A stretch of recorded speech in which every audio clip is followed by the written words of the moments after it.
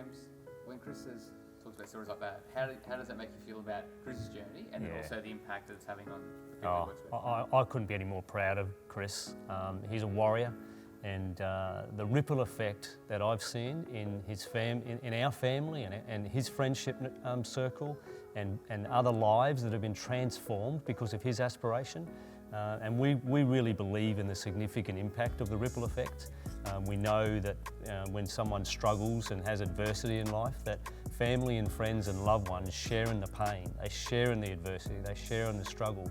But equally, what I've seen with Chris's journey is when he has aspired, his mum, his stepdad, his brother-in-law, his personal friend from primary school, and I could go on and on. There's so many people that have been affected by this ripple effect, and it's continuing just to go out like a ripple. He's had a direct ripple first of all, and then there's been a second layer, and then there's a third layer, and the ripple effect just gets broader and deeper.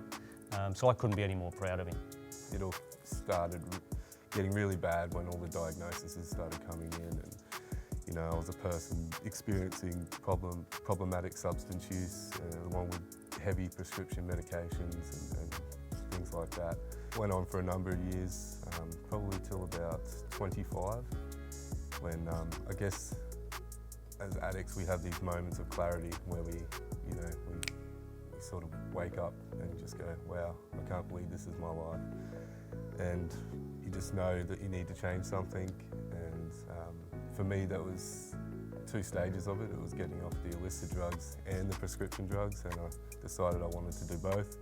And that's where, I guess, 6 months later, where all the thriving started.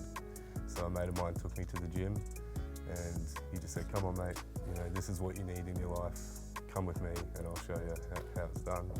And that's when I really started to thrive. From that very first day in the gym, I just knew this was for me and this is going to be my anchor. I just wanted to help other people feel get the benefits that I was feeling from the gym. I never knew it would lead to this and what we're doing now, which is amazing.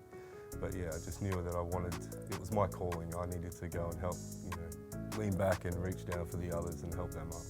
Yeah, it sort of just evolved over time.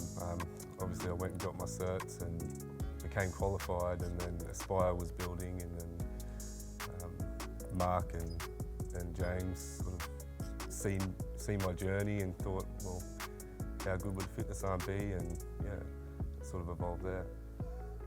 And it just felt right, it just felt natural, and it just felt like this was just the destiny that Chris was always meant to step into, and it was going to be, and these are Chris's words, when the struggle makes magic. And his struggle, the 10 years of pain and suffering, is now being utilised to make magic, to be able to help others on a pathway of their own. And I love those words. I mean, my words is, making the pain count. But Chris's words is this, when the struggle makes magic, and I love that. This is the first, one of the early examples of the Aspire journey and the vision that we have for our local communities.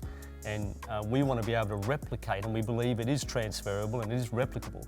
That Chris's story, Chris's journey is just an example of someone finding their environment where they can thrive, and our job at Aspire is to help unpack that for each individual, each family, so that they can aspire themselves in their own lives and then create their own ripple effect like Chris has created.